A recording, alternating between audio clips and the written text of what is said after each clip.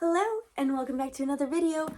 Obviously, as you can tell from the title of this video, it is me doing my reading wrap-ups for January and February, and we're just going to dive right into it. So starting off in January, the first book I finished in January was Harry Potter and the Half-Blood Prince. This is the 6th book in the Harry Potter series by J.K. Rowling. I gave this book 4 stars. This was a reread. If you didn't know that, I have a Harry Potter Talk series going on my channel where basically after I read each book, I film a video of me talking about it and my thoughts and opinions. And yeah, if you want to go check that out, there is a playlist on my channel that you can just go binge them after this video. Yeah, I mean, there's not a whole lot to say about it. I enjoyed it. It was a good reread. It was shorter than Order of the Phoenix, so I was happy about that. Yeah, it was great. Yeah, loved every second of it. Okay. Although one thought. I lost my thought. Never mind. I'm sure it'll come back to me later. Alright, and then next, I read Emma, input photo here, by Jane Austen. I read this as an audiobook, and I gave it 2.5 stars. I didn't like it that much. I mean, it was okay.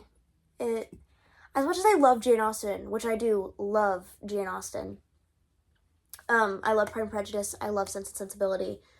I just, for some reason, Emma didn't hit. I found her a little insufferable for most of the book, for at least over half of it. The ending was good. The ending, I was happy with the ending, but it really was just kind of I have a hard time caring about characters who start out really insufferable. And, I mean, props to Jane Austen, because I guess it was more so my reading experience of it wasn't great, so that's why it's got a lower rating. Because the book is beautifully written. I mean, it's Jane Austen, what do you expect? But just my reading experience, I need to stop listening to audiobooks for the first time I read a book, because it doesn't help very much with that. But that was Emma by Jane Austen. On to the next book, which is Eragon by Christopher Poloni. This is the first book in the Inheritance cycle, which we have all 5 books here. I actually recently got Murtagh, so I actually have the whole series, besides the prequel, I think, that takes place before this one. But I gave this 3.25 stars. It's an epic fantasy about a boy named Eragon as he finds this dragon egg and it hatches and he bonds with this dragon and the incredible adventure that ensues after. It's not very long, considering that the rest of the series are some pretty thick books. It was an incredible epic fantasy. This is something that I've been craving, just a good hero's journey, and I loved the characters and I loved the world. It was super interesting. This was a new read for me, if it's not obvious, and it was so good. I 10 out of 10 recommend this, and I cannot wait to continue the series. I'm so excited to see where these characters go. Alright, next was Just Don't Fall. That was what was next, and it was an ebook. This is by Emma St. Clair. This is a clean romance. It's actually weirdly a part of 2 different series.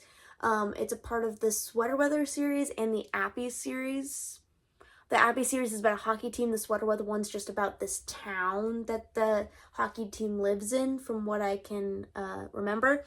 I gave this book 3 stars. It was cute, it was sweet, the romance was adorable, I loved that it was clean, and I definitely will be reading more books by this author. It was really good. Yeah, it was enjoyable. I really kind of, honestly, after Eragon, I really needed this, like, palate cleanser of a romance book, because Eragon's a little heavy on the fantasy side, which I loved, but I needed this good little palate cleanser. So that was Just Don't Fall. And then next we have another ebook, One Dark Window. Actually, I don't even remember who this is by. It'll say it on the cover here. I actually don't remember who One Dark Window was by. I read this for, weirdly enough, the other book club I am in. And this was on Kindle Unlimited. This is a YA fantasy with a somewhat subplot of romance. It was an interesting book. I gave it 3 stars as well. I actually really did enjoy this book. It was interesting. It was unique. The magic system was really cool. Now, spice level for this, because it's YA, but it has kind of the similar spice level as like Divine Rivals or The Cruel Prince. If you've read either of those, I think you know what I'm saying. You know what I mean. I really liked it, and it's a duology, so there is a second book, and I do want to read the second book. In the video that I filmed this in, which was reading or getting through my digital TBR thing is what it was, and I was going to be like, oh, I'm just going to read the first one, I'm not going to read the second one. I want to read the second one now. But yeah, so that was 3 stars. It was pretty good. I enjoyed it. Yeah, it was a good YA fantasy. I want to say it was a romantasy, but I don't know if it quite reached, because I don't think the romance was a huge focus of the plot. It may be more in the second one. I actually don't know, because again, I haven't read it yet. But yeah, it was good. And next, another ebook, which was Daughter of the Deep by Rick Riordan. This is one of his standalone novels. What did I give this? Oh, I gave this 3.75 stars, which this was not my highest rated book, but it was my highest rated new read of the month. So my other 2 highest rated books were books I'd already read before, basically. This one, it takes place, if you know anything about Rick Riordan, he wrote Percy Jackson, which I have, other books blocking it, but that's kind of like right here in this area, and carries on down here. Again, you can't see it. This Daughter of the Deep does not take place in that same universe as Percy Jackson. It's kind of its own thing. It's based off of 20,000 Leagues Under the Sea and Mysterious Island. Not Mysterious Island, no, just 20,000 Leagues Under the Sea by Jules Verne. And it's really interesting. It was unique. I've never read a standalone by Rick Riordan. I'd only ever really read his series. And his witty banter and very funny. I think I actually have a quote that I wrote down from this book. Hold up. Was it this book? I think it was. Where's my quotes? By the way, I'm flipping through my reading journal. When I look down, I'm looking at this. Here it is. Yes, the quote was on page 5. It was that early on in the book of Daughter of the Deep, and it was, "You don't realize your world is about to explode into a million smoking pieces of awfulness until it's too late." It was, like, obviously with context, you need context, but it was, like, it just made me laugh. I was like, this is such a blunt way of putting that, but also, like, some of the words, like, explode into a million pieces of awfulness. Like, that's just, it's almost, like, comical, like, the rhythm of that. So I thought that was really funny. That's the author in me kind of coming out. And then, yeah, so that I gave 3.75 stars. Next, we actually have a physical book, Rival Darling by Alexandra Moody. This was a reread. I gave it 4 stars, which was the same rating I gave it the first time. I will say that on this reread, this is a YA, perfectly clean romance, hockey romance, if it's not obvious by the hockey player on the cover. I actually prefer the second book in this series a bit more. That one's called Grumpy Darling. They're about this series, which the 3rd book's coming out, I think this month, either this month or in April. I can't remember exactly. I think it's April. And it follows these 3 brothers. The 3rd book's on the 3rd brother. Their last name's the Darling. It's their last name. So this one follows Reed and, why can I never remember her name? Violet. That is not that difficult to remember. I can never remember Violet's name for some odd reason. And it's fake dating. I wouldn't say enemies to lovers, but more like strangers. Like, they don't really know who each other are, and then they kind of stumble into the fake dating thing because her ex-boyfriend is his hockey rival. So they fake date to get her ex off her back.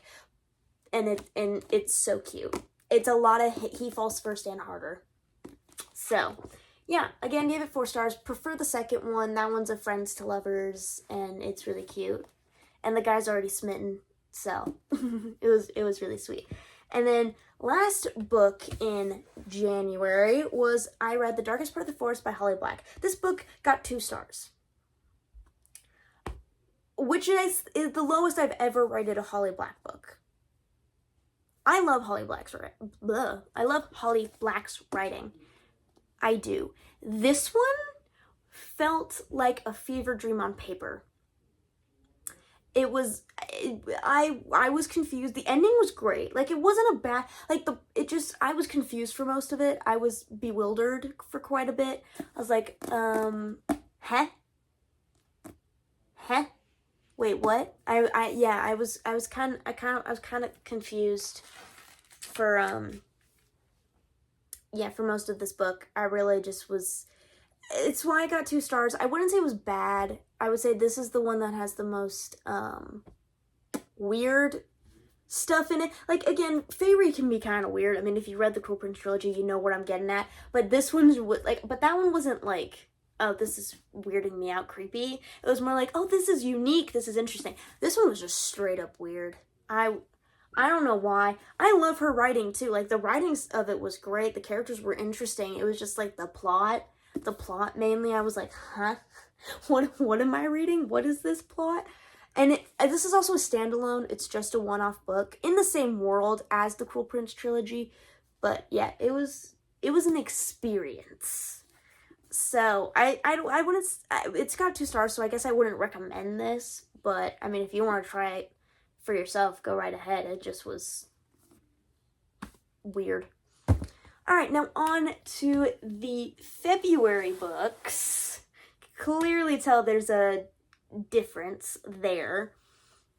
So for February, I read 3 books, 2 physical, 1 ebook, and we'll start with, oh no, this one. I started the month off with finishing Starsight by Brandon Sanderson. This is the 2nd book in the Skyward series, and I gave this 3.5 stars. I also soft DNF'd this book, like I did the first one. I don't know why. I just, for some reason, I was not, his books are slow. I mean, if you want my fuller review of it, go check out my Instagram for this month. I wrote a bit more detailed of a review. Or check me out on Fable. Same name on both Instagram and Fable. This was good. Again, I gave it 3.5 stars. It was good. The ending got me. It's honestly, Brandon Sanderson's books are worth the wait just for the ending. It's worth that kind of grinding through the middle and somewhat of the beginning, but mainly the middle, to get to that ending. And that, oh, it's so satisfying. The ending of his books are so satisfactory that it's worth it. Okay, it's worth it. Then I got my first 5-star read of the year with To Kill a Kingdom by Alexandra Christo. I gave this book 5 stars. Obviously, I did just say that. This book is a fairy tale retelling.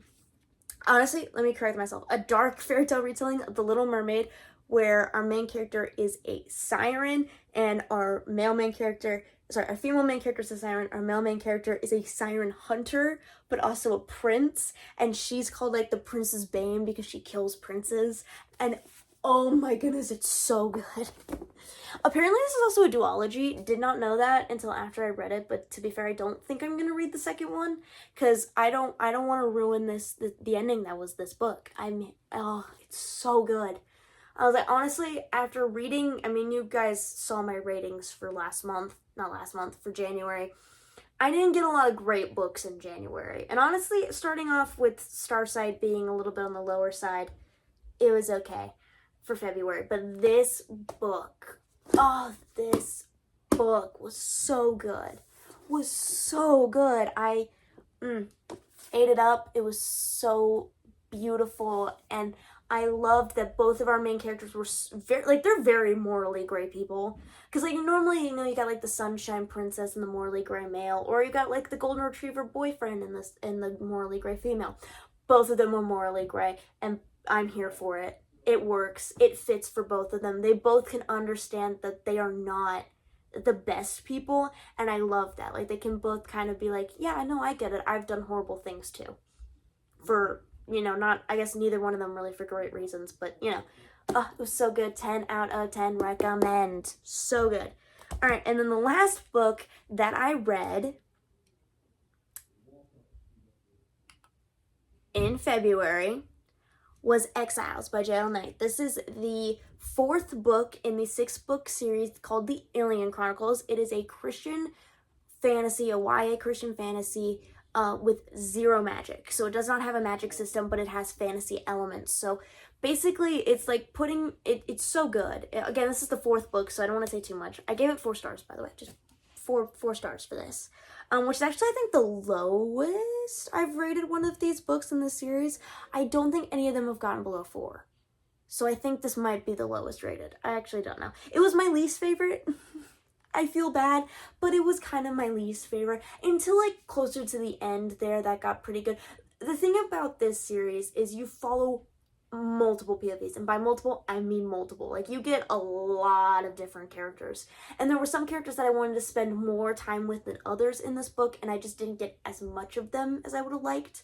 So again, just kind of personal preference. That's why I still got 4 stars. It was still good. It was just missing like those moments. I was like, oh, but I want to know what's good. Okay, we're going back to no, but I want to know what's.